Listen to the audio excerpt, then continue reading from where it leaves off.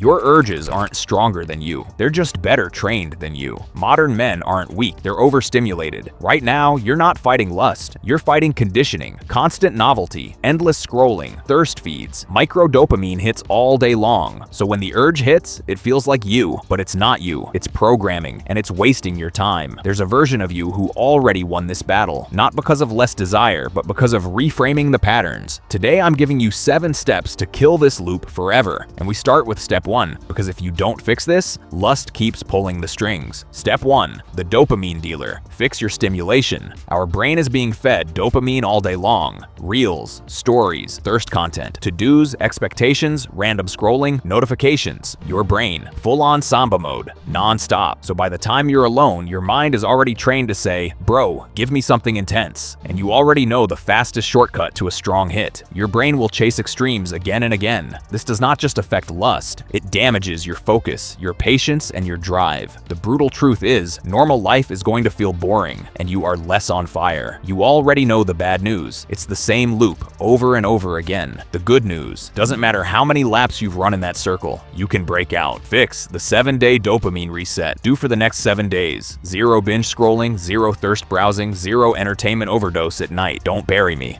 It's not forever, it's just for 7 days. Replace the 3 times 0 with work, books, training, silence, music. Your brain needs to feel boredom again, so normal stimulation becomes powerful. And yes, it will feel uncomfortable. That's withdrawal. That's not you failing. That's your system recalibrating. Quick tool. Turn your phone to grayscale today. Your lust doesn't need color grading. Now, let's stop pretending triggers are random. Step 2, the visual firewall. Clean your inputs. It's that easy. What you watch becomes what you want. If your feed is full of thirst traps, suggestive thumbnails, and innocent content that isn't innocent, you're not being tested. You're being trained. Your brain runs on cues. See cue, crave, click, spiral. And the modern world is one giant cue machine. You end up fighting urges all day, every day, and you start thinking you're weak, but you're not weak. You're living inside a trigger factory. Then you're surprised when the factory produces triggers. That's like living in a bakery and acting confused about why you keep smelling bread. Fix the 10-minute visual cleanse. Take 10 minutes today and do this like your future depends on it, because it does. Clear your watch history. Easy. Clear your search history. Easy. Unfollow anything that triggers you. Yep, you can. Delete apps. The hard move. Your brain is a hard drive. If you keep feeding it junk, it will produce junk cravings. We're not about that abstinence life, but for the next 7 days, consume only education, self-improvement, training content, business or skill content, and watch your baseline calm down. Stay with me, because step 4 is the emergency brake you use mid-urge. That one saves men in real time. But first, we need to address energy. Step 3, the unused energy curse. Give your body a job. Lust loves unused energy. Most men spend their day sitting, or at least not really breaking a sweat. Then they wonder why, at night, their body feels restless and their mind feels hungry. The truth is, your energy needs a mission. If you don't give it one, lust will volunteer. You start getting that itch. You're not even in the mood. You're just restless. So you chase release, not connection. And after, you don't feel satisfied. You feel drained. That's the key sign right there. It wasn't desire. It was mismanaged energy. Fix the minimum effective exhaustion plan. We're not turning you into a professional athlete. We're giving your body a daily job. Pick one of these options for the next 14 days. Option A, strong. Strength training 3 to 4 days a week. Hard, not endless. Plus 30 minutes of walking daily.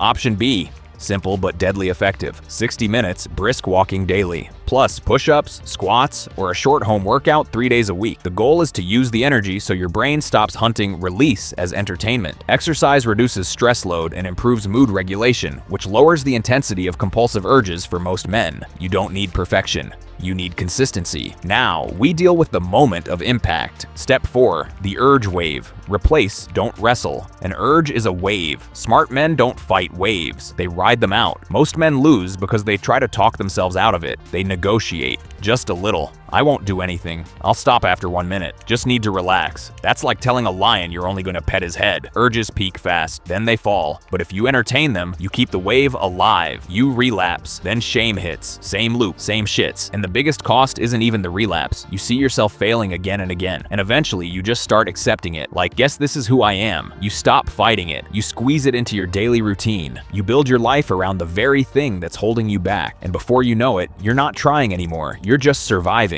That identity becomes your cage.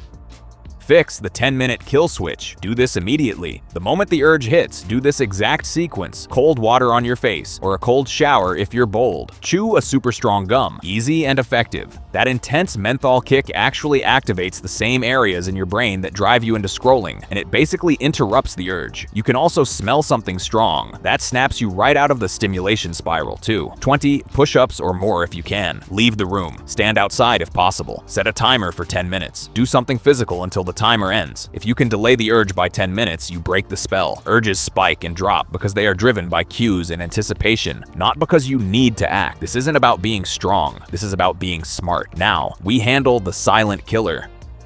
Step 5. The anti-boredom OS. Stop getting ambushed. Guess you know that. Most relapses aren't lust, they're boredom. Boredom is dangerous because it feels harmless. You're alone, quiet, no plan, and your mind says, let's just check something. The relapse doesn't start with lust. It starts with no structure. You don't just lose time, you lose momentum. Your days start feeling weaker. Your focus starts feeling foggy. Your confidence dips because you don't trust yourself. And over time, that leaks into everything. Work ethic, relationships, ambition, self-confidence. Fix the if-then list. Plan your next move now. Write 5 rules. Simple.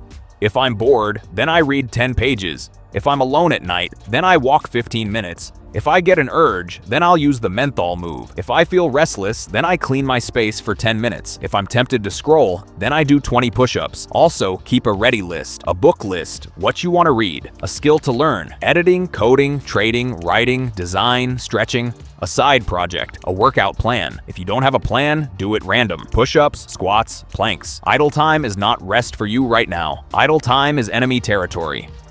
Now we go deeper. This is the one you asked for. Bonus step 1. Desexualize your brain. You are not just horny. That's too easy. Your brain isn't broken. It's conditioned. When it's exhausting, when you're bored out of your mind, when you're just not challenged enough, it becomes automatic. Your brain hunts for a quick dopamine hit. Mental movie craving. Porn and thirst feeds train your brain to sexualize fast because it's instant gratification, the quickest rush there is. That's not just who you are. That's repetition. Your brain strengthens the pathways it uses often, so repeated porn use can make sexualization the default shortcut, and that will quietly poison your relationships, even if you never say it out loud. Fix, reframe your pattern. Label, humanize, redirect, 10 seconds. When you catch your mind or your body sexualizing, do this. Label, trigger. It's not reality, it's a trigger. Any kind of. Humanize. That's a person, not content. I'm a person, not a victim. Redirect. Choose your next action. Walk, work, breathe, workout, leave. That's it. You're retraining your attention. You're teaching your brain. We don't auto-consume. We don't auto-react. At first it feels awkward. Good. That means you're interrupting an old program. Now the final bonus is pure strategy. Bonus step 2. Trick yourself. Friction plus identity contract. Willpower is not a plan. It's a fragile emergency fund. Most men keep porn one click away and then act surprised when they relapse at 1 a.m. That's not a moral failure. That's bad design. Your environment is optimized for failure. That's the real danger, not lust. Fix part A, the friction ladder. Add obstacles between you and the habit. Phone sleeps outside the bedroom. Blockers on every device. Delete apps. No private browsing if you can disable it. Use your laptop in public areas only. Make relapse inconvenient. A habit dies when it becomes difficult to perform. Fix part B, identity contract. This is the line you live by for 14 days. I don't negotiate with triggers, I lead myself. Stop saying I'm trying. Say, I'm the man who controls his mind. Identity is a steering wheel. If you keep calling yourself the guy who loses, you'll keep losing. If you start calling yourself the guy who is going to win, you'll win. That's leadership.